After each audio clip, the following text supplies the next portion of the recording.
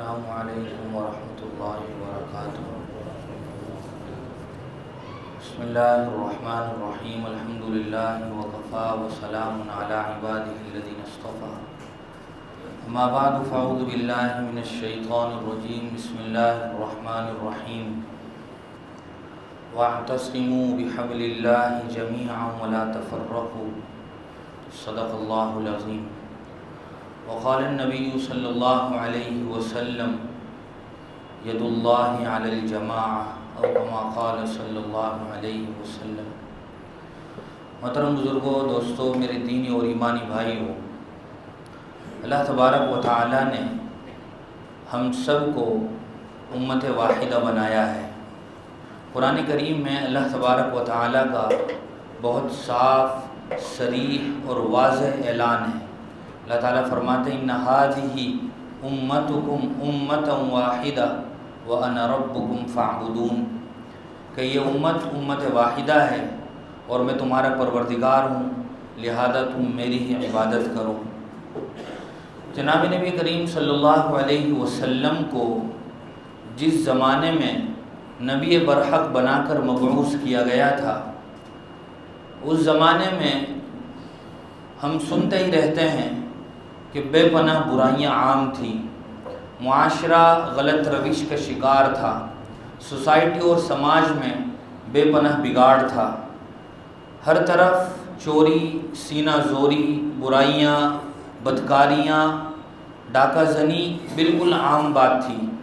کہا جاتا ہے کہ گنی چنی کچھ اچھائیاں ہوں گی جو اس معاشرے میں موجود ہوں۔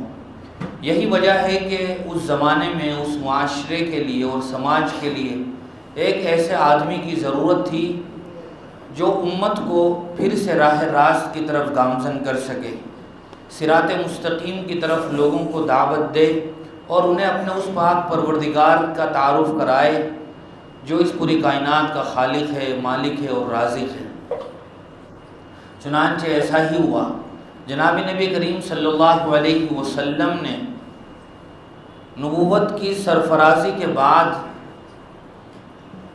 اس بڑے عظیم کام کو اٹھایا، اور سچی بات یہ ہے کہ 23 سال کے قلیل عرصے میں ایک بہت بہترین مثالی معاشرہ تشکیل دیا۔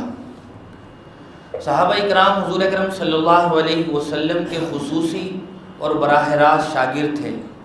ہم صحابہ اکرام کی بھی جب پچھلی تاریخ کو پڑھتے ہیں، اسلام لانے سے پہلے کی زندگی کو، تو ہمیں پتہ چلتا ہے کہ وہ خود بھی اس معاشرے کا حصہ تھے اور ان تمام برائیوں میں ملوث تھے، لیکن جناب نبی کریم صلی اللہ علیہ وسلم کی صحبت کی برکت اور اطاعت نبوی کے جذبے نے انہیں اس مقام پر پہنچا دیا تھا کہ پھر اللہ تبارک و تعالیٰ نے صحابہ اکرام ہی کو ساری دنیا کے لیے نمونہ قرار دیا۔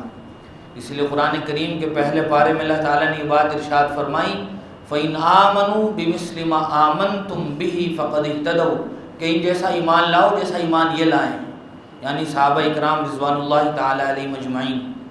جہاں بہت ساری برائیاں تھیں، ان میں ایک بہت بڑی برائی آپسی اختلاف و انتشار تھا۔ بات بات پر آپس میں جنگیں چھڑ جانا، لڑائیوں کا لمبے عرصے تک جاری رہنا، زبان کی بنیاد پر، قوم اور قبیلے کی بنیاد پر، علاقے کی بنیاد پر آپس میں تلواریں کا باہر نکل آنا اور ہزاروں لوگوں کا اس جنگی جنون کا شکار ہو جانا، یہ ایک عام سی بات تصور کی جاتی تھی۔ لیکن حضور اکرم صلی اللہ علیہ وسلم نے لوگوں کو جس بنیاد پر اٹھایا وہ بہت ہی خاص اور اہم بات تھی، اور ہم سب بھی اسی راہ کے رہرو ہیں۔ جناب نبی کریم صلی اللہ علیہ وسلم نے پورے معاشرے کو ایک دستور دیا، ایک بہترین منشور دیا، ایک کانسٹیٹیوشن اور ایک سمویدھان دیا، اور وہ تھا قرآن کریم، جس میں کوئی اختلاف نہیں تھا، جس میں کوئی انتشار نہیں تھا، سب کا سب وہ ایک ہی تھا۔ اس لیے لوگوں کو آپس میں جمع ہونے میں کوئی دشواری پیش نہیں آئی۔ قوموں اور قبیلوں کی اور ذات برادری کی لڑائیوں کو حضور اکرم صلی اللہ علیہ وسلم نے یکسر ختم فرما دیا، اور آپ نے فرمایا لیس منا من ضرب الخدود وشق الجیوب ودعا بدعوى الجاہلیہ، کہ وہ آدمی ہم میں سے نہیں ہے جو گریبان چاک کرے اور نوحے کی طرح پرانے جاہلیت والے نعرے لگائے اور لوگوں کو جاہلیت کی بنیاد پر ایک دوسرے کی طرف بلائے۔ اللہ تعالیٰ نے قرآن کریم میں اتحاد و اتفاق کے لیے ایک بہترین میسج دیا ہے۔ اللہ تعالیٰ نے فرمایا وَاعْتَصِمُوا بِحَبْلِ اللَّهِ جَمِيعًا وَلَا تَفَرَّقُوا کہ لوگوں تم اللہ کی رسی کو مضبوطی سے پکڑ لو اور آپس میں منتشر نہ ہو، آپس میں تفرقہ بازی نہ کرو، اور اگر تفرقہ بازی کرو گے تو اس کو بھی اللہ تعالیٰ نے 10ویں پارے کے دوسرے رکوع میں ارشاد فرمایا وَلَا تَكُونُوا كَالَّذِينَ تَفَرَّقُوا وَاخْتَلَفُوا، وہاں اس آیت میں ارشاد فرمایا وَلَا تَنَازَعُوا فَتَفْشَلُوا وَتَذْهَبَ رِيحُكُمْ وَاصْبِرُوا کہ تم آپس میں جھگڑو نہیں، اگر تم جھگڑو گے تو تمہاری ہوا اکھڑ جائے گی۔ ہوا اکھڑنے کا مطلب یہ ہے کہ معاشرے، سوسائٹی اور سماج میں تمہارا کوئی وقار باقی نہیں رہے گا، تمہارا اسٹیٹس ملیا میٹ ہو جائے گا، تمہاری کسی بھی سطح پر کوئی پوچھ گچھ نہیں ہوگی۔ اللہ تعالیٰ نے اتحاد و اتفاق کے برقرار نہ رہنے کا جو نقصان بتایا ہے اس کو اگر ہم موجودہ زمانے میں لائیو اسکرین پر دیکھنا چاہیں تو اپنے ہندوستان کو دیکھ سکتے ہیں۔ ہندوستان تو بہت بڑا ہے، صرف اپنے علاقے کو دیکھ سکتے ہیں تو اس کا رزلٹ بالکل سامنے ہے۔ جناب نبی کریم صلی اللہ علیہ وسلم کے زمانے میں ایک بہت ہی زندہ مثال ملتی ہے ہمیں۔ اللہ تعالیٰ نے جس وقت یہ آیت نازل فرمائی تھی اس کا ایک خاص پس منظر ہے۔ جب جناب نبی کریم صلی اللہ علیہ وسلم مکہ سے ہجرت کر کے مدینہ منورہ تشریف لے گئے تو مدینہ منورہ کے 2 بڑے قبیلے تھے، جن میں سے ایک کا نام اوس تھا اور ایک کا نام خزرج تھا۔ ان دونوں قبیلوں میں سال ہر سال سے مختلف بنیادوں پر لڑائیاں چلی آ رہی تھیں۔ نتیجہ یہ ہوا کہ حضور اکرم صلی اللہ علیہ وسلم جب وہاں تشریف لے گئے اور آپ نے یہ ماحول دیکھا تو آپ نے بے انتہا انتھک محنت فرمائی اور ان کو کلمے کی بنیاد پر ایک کیا۔ جب مدینہ میں یہ لوگ یعنی اوس اور خزرج کے قبیلے کے لوگ مسلمان ہو گئے اور آپس میں شیر و شکر ہو گئے، باہم متحد ہو گئے، تو اس زمانے میں یہودیوں کے 3 بڑے قبیلے بھی مدینہ اور اس کے اطراف میں رہا کرتے تھے۔ انہوں نے جب دیکھا کہ مسلمان باہم متحد ہو گئے ہیں اور ہمارا ہتھیاروں کا کاروبار دن بدن خستہ حالی کا شکار ہوتا چلا جا رہا ہے، تو انہوں نے سازشیں رچنا شروع کی اور مختلف طریقوں سے ان مسلمانوں میں پھوٹ ڈالنے کی کوشش کی۔ اسی طرح کا ایک واقعہ پیش آیا۔ جنگ بعاث ایک جنگ تھی جو سالہ سال سے چلی آ رہی تھی، وہ حضور کی محنت کے نتیجے میں ختم ہو گئی۔ تو ایک مرتبہ ایک بوڑھا یہودی گزر رہا تھا، مسلمان صحابہ اکرام آپس میں بیٹھے ہوئے خوب اچھی طرح باتیں کر رہے تھے ایک دوسرے کے ادب و احترام کے ساتھ۔ اس کو یہ بات بالکل نہ بھائی، اسے یہ فکر دامنگیر ہوئی کہ اگر یہ سلسلہ چلتا رہا تو پھر ہمارا تو یہاں سے وجود ہی ختم ہو جائے گا، ہم صفحہ ہستی سے گویا مٹ جائیں گے، ہمارا کاروبار ٹھپ پڑ جائے گا۔ ہتھیاروں کا کاروبار اس زمانے میں بھی اور اس زمانے میں بھی یہودیوں کا سب سے بڑا ہے۔ وہ سازش اور آج کی سازش کو اگر ہم کمپیئر کریں تو سیم ہے، ایک جیسا ہے کہ اس زمانے میں بھی ان کا یہی کام تھا کہ باہم لوگوں کو لڑانا اور پھر اپنے ہتھیاروں کا کاروبار کرنا۔ آج بھی کچھ اگر ہم دیکھیں تو دنیاوی جو منظرنامہ ہے وہ یہی ہے۔ اس نے ایک چال چلی، اس نے مسلمان صحابہ اکرام کو جنگ بعاث کے نام پر پھر سے بھڑکایا اور مختلف باتیں کی کہ تمہارے درمیان تو یہ باتیں تھیں۔ اوس کے لوگوں کو کہا کہ خزرج والوں نے تمہارا یہ بگاڑا تھا، تمہیں یہ باتیں کہی تھی، تمہارے فولاد میں تمہارا تھا، اسی طرح دوسرے قبیلے والے کو بھڑکایا۔ نتیجہ یہ ہوا کہ صحابہ اکرام اس کی سازش کا گویا شکار ہو گئے اور بات اس قدر آگے بڑھی کہ تلواریں نکل آئی ان دونوں قبیلوں کے درمیان جو مسلمان ہو گئے تھے۔ صحابہ اکرام میں سے کسی نے جا کر خبر حضور اکرم صلی اللہ علیہ وسلم کو دی اور حضور اس بات کو سن کر نہ صرف فکر مند ہوئے بلکہ حضور کو غصہ آ گیا۔ حضور گویا بھاگتے ہوئے ان کے پاس گئے اور آپ نے پھر تقریر فرمائی اور کہا کہ تمہیں کیا ہو گیا، تم پھر وہی جاہلیت والی باتوں پر آ گئے۔ خیر معاملے کو نمٹایا گیا اور پھر سے دونوں کے درمیان صلح ہوئی۔ تو اس جاہلیت والے نعرے کے نتیجے میں وہ لوگ شکار ہو گئے تھے، اور پھر سے مسلمانوں کی جو اتحاد و اتفاق والی طاقت تھی وہ پھر سے ٹوٹ پھوٹ کر شکار ہو گئی تھی۔ اس کے بعد جناب نبی کریم صلی اللہ علیہ وسلم نے مختلف مواقع پر اس عظیم کام کی اہمیت کو مختلف لفظوں میں بیان فرمایا۔ حضور اکرم صلی اللہ علیہ وسلم نے ایک روایت میں ارشاد فرمایا، من فارق الجماع فقد مات میتۃ الجاہلیہ، کہ جس نے جماعت میں تفرقہ بازی کی، مسلمانوں کے درمیان جس نے پھاٹ ڈالی، تو گویا وہ زمانہ جاہلیت کی موت مرا۔ اور آپ نے ایک روایت میں ارشاد فرمایا، المؤمن للمؤمن کالبنیان یشد بعضه بعضا وشبک بین اصابعہ۔ حضور نے فرمایا کہ مسلمان دوسرے مسلمان کے لیے مضبوط عمارت کے مانند ہے، اور پھر آپ نے اپنے دونوں ہاتھوں کو مضبوطی کے ساتھ اس طرح بنا کر دکھایا صحابہ اکرام کو، اور گویا آپ نے آپسی اتحاد و اتفاق کی اہمیت کو سمجھایا۔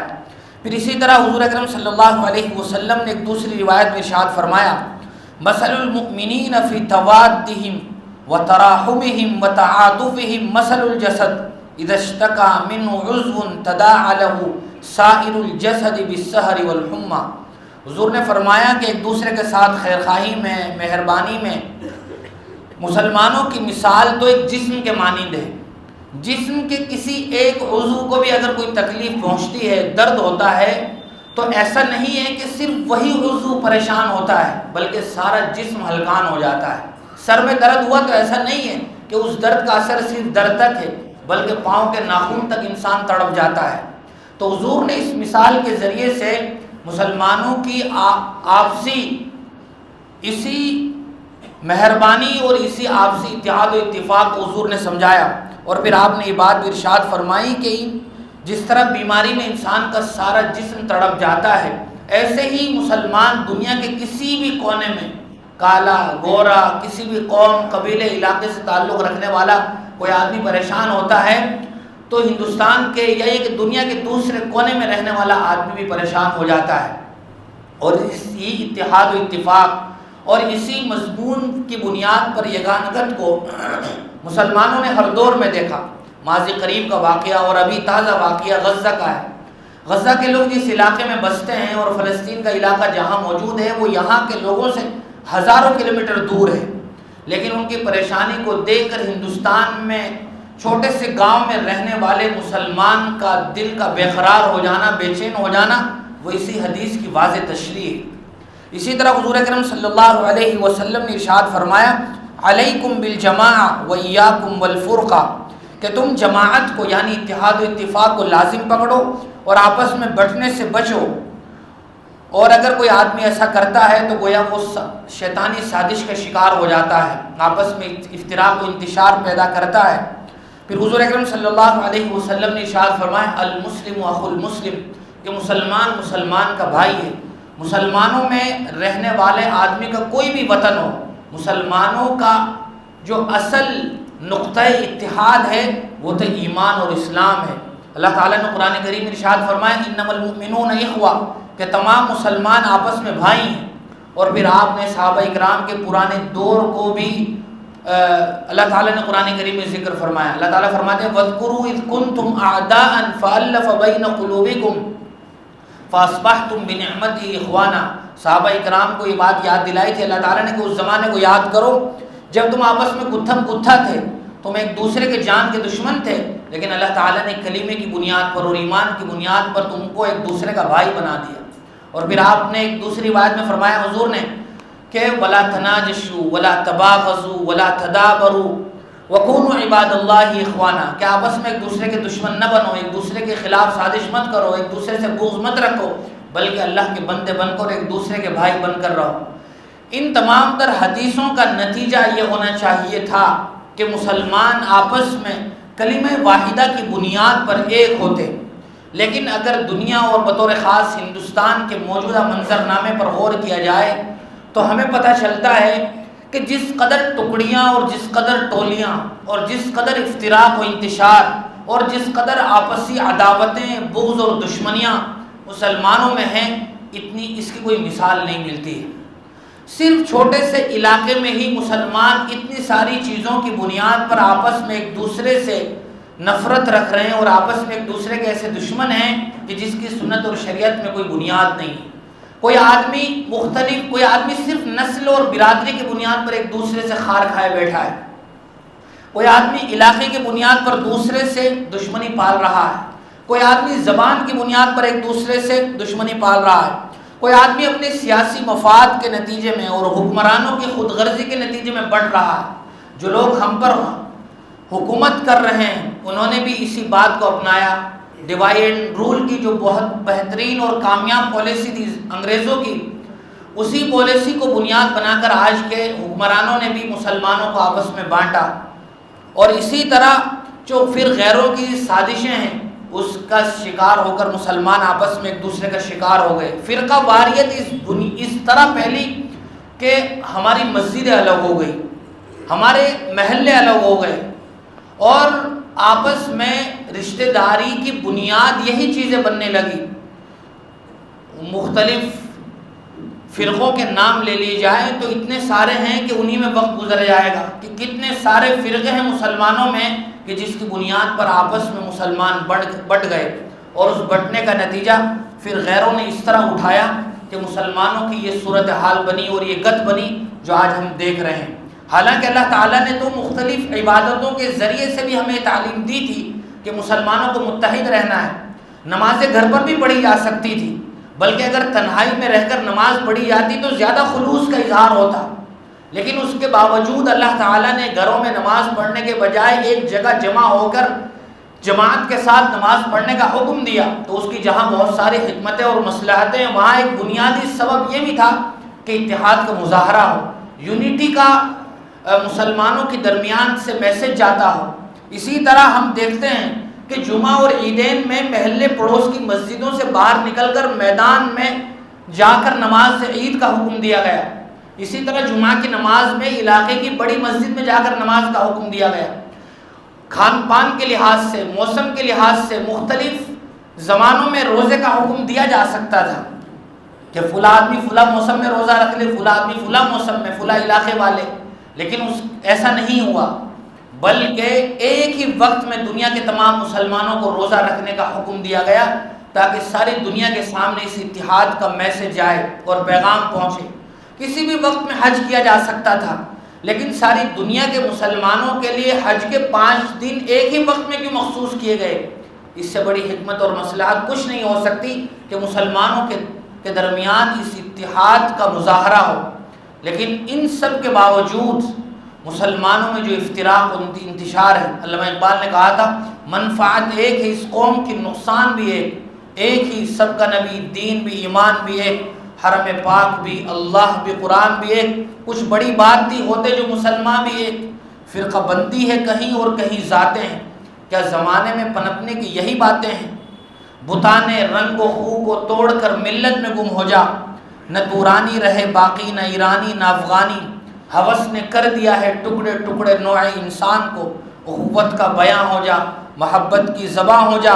یہ ہندی وہ خراسانی، یہ افغانی وہ تورانی، تو اے شرمندہ ساحل اچھل کر بے قرار ہو جا. قوم مذہب سے ہے، مذہب جو نہیں تم بھی نہیں، جذب باہم جو نہیں محفل انجم بھی نہیں. ہیں جذب باہمی نہ قائم، ہیں جذب باہمی سے قائم نظارے سارے. پوشیدہ ہے یہ نقطہ تاروں کی زندگی میں، ایک ہو جائیں تو بن سکتے ہیں خورشید مبین، ورنہ ان بکھرے ہوئے تاروں سے کیا بات بنے. ایک ہو مسلم حرم کی پاسبانی کے لیے، نیل کے ساحل سے لے کر تابخا کے کاشغر. اور کسی نے کہا تھا قوم جب اتفاق کو بیٹھی، اپنی پونجی سے ہاتھ دھو بیٹھی. متحد ہو تو بدل ڈالو نظام گلشن، منتشر ہو تو مرو شور مچاتے کیوں ہو. ہم آپس میں ایک دوسرے سے شکوہ بھی کرتے ہیں اپنی پریشانیوں کا اور اپنی مختلف ایذاؤں کا، اور ہم اتحاد اور اتفاق کی اہمیت کو بھی سمجھتے ہیں. کوئی آدمی اس بات کا انکار نہیں کر سکتا کہ اس کی کیا اہمیت ہے. اپنی مجلسوں میں اس بات کو ڈسکس بھی کرتے ہیں، لیکن جب پریکٹیکل لائف اور عملی زندگی میں ہم اس کا نظارہ کرتے ہیں تو یہ بات بہت دور نظر آتی ہے. حضور اکرم صلی اللہ علیہ وسلم نے جو معاشرہ تشکیل دیا تھا اس کی بہت ساری مثالیں دی جا سکتی ہیں، لیکن حضرت بلال رضی اللہ تعالیٰ عنہ ایک زندہ مثال ہے۔ وہ جس قوم اور قبیلے سے تعلق رکھتے تھے ہم سب جانتے ہیں، وہ افریقہ کے حبشہ کے اس علاقے سے تعلق رکھتے تھے جہاں کے لوگوں کی شکلیں بھی بالکل کالی ہوتی ہیں، اور جس خاندان سے ان کا تعلق تھا، جو کام وہ کر رہے تھے وہ غلامی والا کام تھا۔ نتیجہ یہ تھا کہ اگر اس زمانے میں اسلام کا وجود نہ ہوتا تو بلال کا کوئی مقام نہ ہوتا، لیکن اللہ تبارک و تعالیٰ نے حضور اکرم صلی اللہ علیہ وسلم کی غلامی اور صحبت کی برکت سے حضرت بلال کو یہ مقام دیا کہ جب مکہ فتح ہوا تو ساری دنیا، وہاں موجود لوگ اس بات کا انتظار میں تھے کہ نہ جانے کس کو موقع دیا جائے گا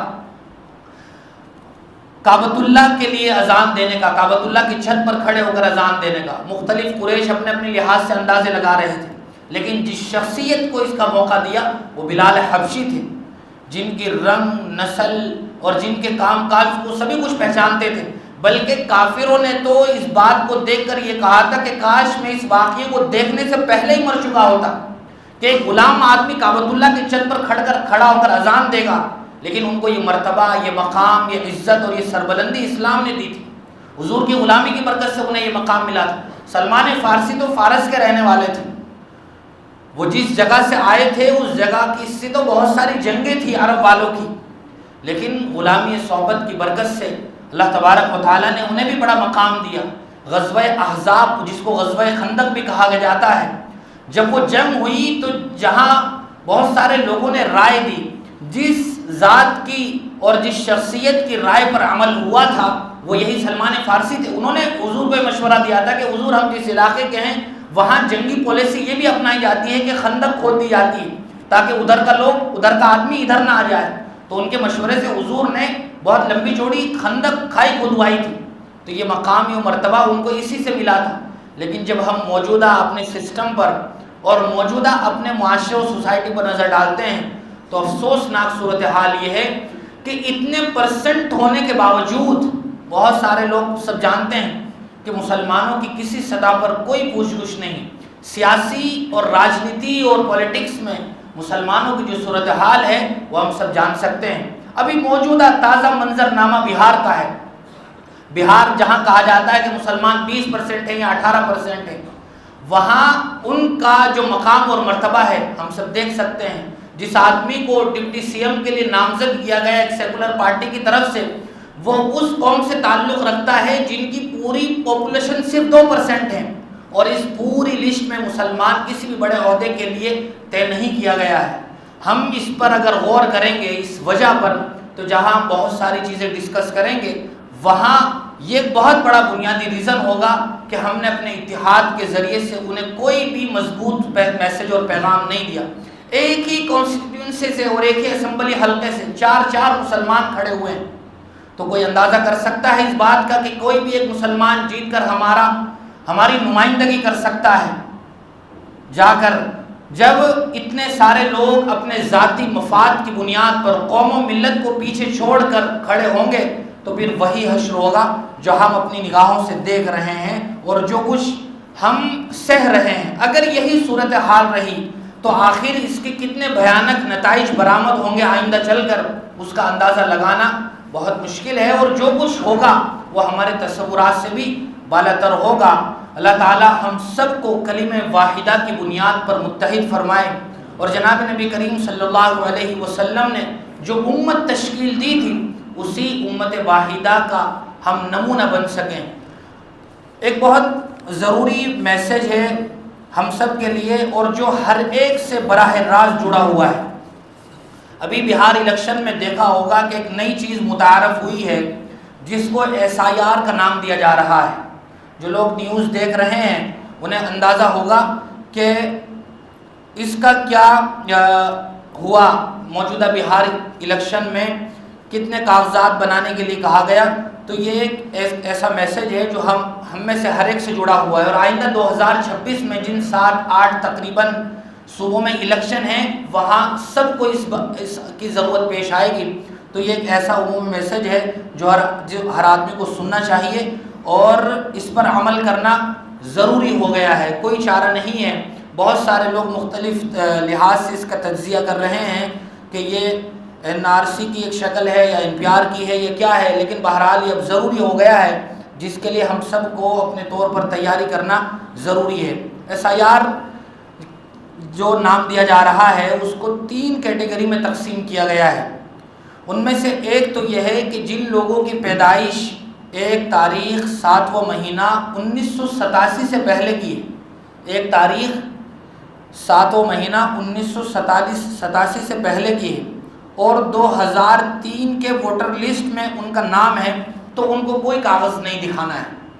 اپنا ووٹ بنانے کے لیے نئے سرے سے ان کو کوئی نیا کاغذ نہیں دکھانا ہے جن کا نام 2003 کے ووٹر لسٹ میں موجود تھا۔